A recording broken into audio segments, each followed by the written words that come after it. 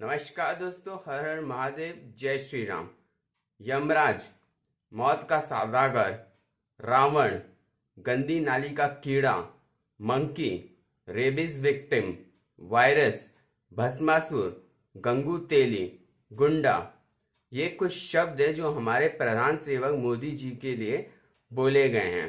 पर इनको बोलने वाले लोगों को इंटेलेक्चुअल कहा जाता है। इनमें से किसी ने जेल की आलीशान अनुभव नहीं किया। पर मोदी फेसिस्ट है। ये कैसा फेसिस्ट है जहां इतनी पावर्स के बावजूद देश का प्रधानमंत्री उसको गाली देने वाले को जेल तक नहीं भेजता। देश की सारी अपोजिशन पार्टीज जिनके पास पूरी एक लॉबी है, सेल्फ प्रोक्लेम इंटेलेक्चुअल्स की, मीडिया पर्सनालिटीज की, बॉलीवुड इडियट्स की और प्रोपेगेंडिस्ट की, जो खुद को जर्नलिस्ट कहते हैं, कोई दिन नहीं जाता जब मोदी जी को हिटलर ना कहा जाता हो और सरकार को नाजी रूल से कंपेयर नहीं किया जाता हो। पर कोई जेल आज तक नहीं गया। ये वो नमूने हैं जो भूल गए कि नाजी रूल में हिटलर के खिलाफ बोलने वाले को जो टॉर्चर किया जाता है, उसको सोचकर भी आपकी रूह कांप जाएगी। इस पर मोदी जी जो कुछ नहीं करते, इनके प्रोपेगेंडा और फेक न्यूज फैलाने पर उनको हिटलर कहा जाता है। हिटलर की आत्मा भी सोचती होगी कि उसकी कितनी बेइज्जती हो रही है। जो आदमी कुछ नहीं करता उसको हिटलर की उपाधि दी जा रही है। कांग्रेस और राहुल गांधी के टट्टू ने सर्जिकल स्ट्राइक्स और बालाकोट स्ट्राइक्स को फर्जी बोला था। आपको ये चीजें याद होंगी। उस इंटरनेशनल मीडिया का साथ दिया था जो मोदी जी के खिलाफ झूठा नैरेटिव तैयार कर रहा था। इतना ही नहीं, इन लोगों ने हमारी आर्मी को भी एक तरीके से अंडरमाइन किया और एक तरीके से पाकिस्तान का साथ भी दिया, जो लगातार डिनाई कर रहा था कि कोई सर्जिकल स्ट्राइक नहीं हुई है। और बालाकोट के लिए पाकिस्तान इन लोगों का साथ पाने के बाद झूठ को सहारा मिलता है कि आतंकवादी कोई नहीं मरा था बालाकोट के समय। हद तो तब हुई दोस्तों, जी हाँ, हद तो तब हुई जब ये कहा गया कि लोकसभा इलेक्शन जीतने के लिए मोदी जी ने पुलवामा हमला कराया।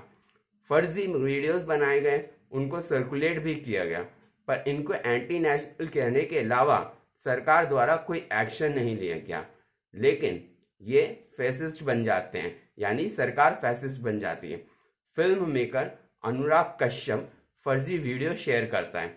मोदी जी या सरकार द्वारा कोई एक्शन नहीं लिया जाता है। पर जहां अनुराग कश्यप को लिबरल फाइटिंग फॉर ट्रुथ कहा जाता है, वहीं पर मोदी जी को हिटलर बोलने का कोई मौका नहीं छोड़ते लिबरांडूज। मोदी को हिटलर बोलने वाला ब्रिगेड सीएम उद्धव ठाकरे और उनके बेटे पर फेविकोल खा लेता है। जब तक शिवसेना बीजेपी के साथ थी तब तक फैसिस्ट थी, पर अब नहीं है। कोरोना वायरस काल में मोदी जी को मारने तक की कामना लोगों ने की है और खुलेआम सोशल मीडिया पर लिखा भी है इसके बारे में। आप खुद कंपेयर करिए फैसिस्ट कौन है।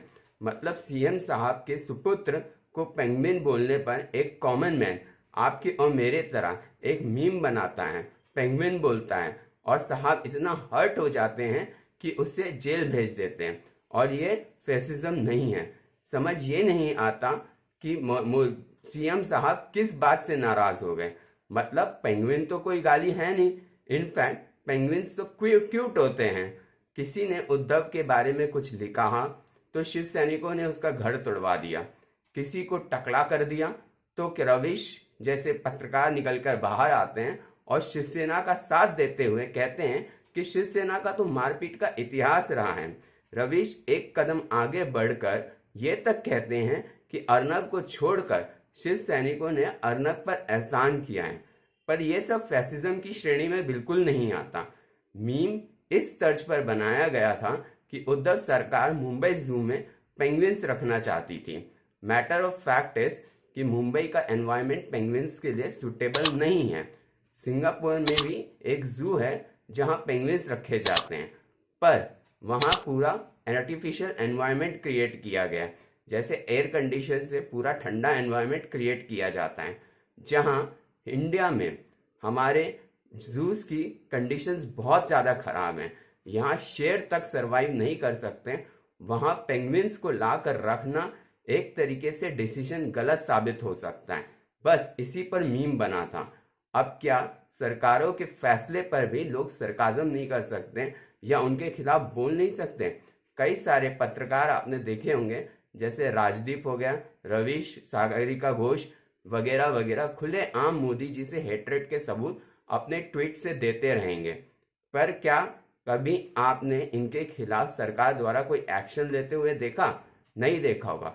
चलो, ये तो बड़े पत्रकार हैं, राठी और बनर्जी जैसे की औकात क्या है सरकार के आगे? जब चाहे सरकार इनके खिलाफ केस चला सकती है और प्रधान सेवक के खिलाफ प्रोपेगेंडा चलाने के लिए इन्हें जेल भेज सकती है। दरअसल कहीं ना कहीं मुझको लगता है कहीं ना कहीं सरकार इन लोगों को भाव नहीं देना चाहती। ये लोग चाहते ही हैं कि इनके खिलाफ सरकार कोई एक्शन ले, फिर इनकी पूरी लॉबी बिन मतलब का रुदाली रोना करेगी और इनकी मुफ्त में पब्लिसिटी हो जाएगी। बेचारे तरस रहे हैं, कोई कुछ तो बोले, कोई कुछ तो एक्शन ले इनके खिलाफ, जो सरकार नहीं कर रही है। हंसी तब आ जाती है जब कांग्रेस, जिसका इमरजेंसी लगाने का काला इतिहास रहा है, वो बीजेपी सरकार को फैसिस्ट बोलती फिरती है। जब कभी लिमरांडुओं को कांग्रेस की इमरजेंसी याद दिलाओ तो वो आज के दौर को अनडिक्लेयर्ड इमरजेंसी से परिभाषित करते दिखते हैं आपको। मोदी सरकार को फैसिस्ट और मोदी को हिटलर कहते दिखेंगे। इसमें भी कोई डाउट नहीं कि कुछ केसेस में बेफिजूल ही लोगों को बीजेपी सरकारों ने अरेस्ट किया, पर इनकी संख्या बहुत कम है और इन घटनाओं का सहारा लेकर हर अरेस्ट को फैसिज्म से जोड़ दिया जानता है। लिम्ब्रांडुओं का मानना है जेएनयू में जिन छात्रों ने सर्वर रूम पर कब्जा किया, वो छात्र जो एग्जाम देना चाहते थे, उन्हें फॉर्म भरने से रोका, उनको कभी अरेस्ट नहीं करना चाहिए था। शर्जील इमाम और उमर खालिद जैसे आतंकी जो देश के टुकड़े करने की बात करते हैं, उन पर कोई केस नहीं होना चाहिए और केस अर्नब जैसों पर होना चाहिए। क्यों?